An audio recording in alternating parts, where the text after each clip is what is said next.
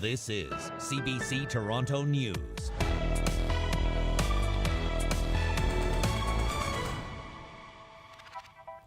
Good evening, I'm Magda Gebrselassie. Well, it was a shocking find for a Pickering couple. A homophobic slur sprayed on their garage door along with a threat. The family the message was aimed at says they're terrified. Ali Chiasson visited them earlier today. So most of it, as you can see, has been wiped off by friends of the family who sprung into action to help them. But what was written there was a homophobic slur and the threatening words, "Time to move.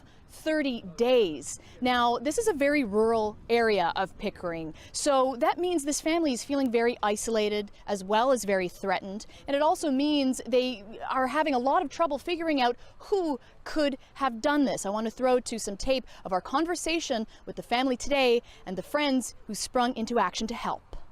You read about these things, and I used to always think, oh, I'd be a lot tougher than that. I mean, God, it's only a sign, but you know, something like this then just gets through and hits you in the core of who you are and gets to you and hits you hard, because then you realize, like, this is somebody making a threat against me for who I am.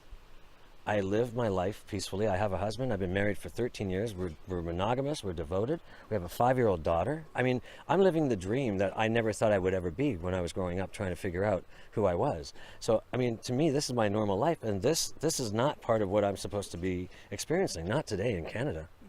Is it a kid?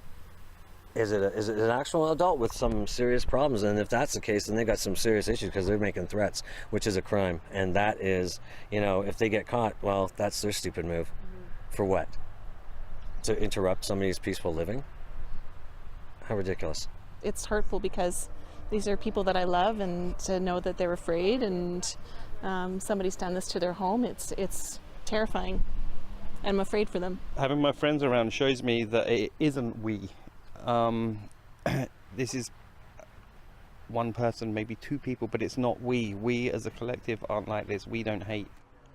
Durham Regional Police are investigating this case twofold, as a hate crime, but as well as a credible threat on someone's safety. They do not have any suspects at this time, and in the meantime, the family here will be installing security cameras and an alarm system this week.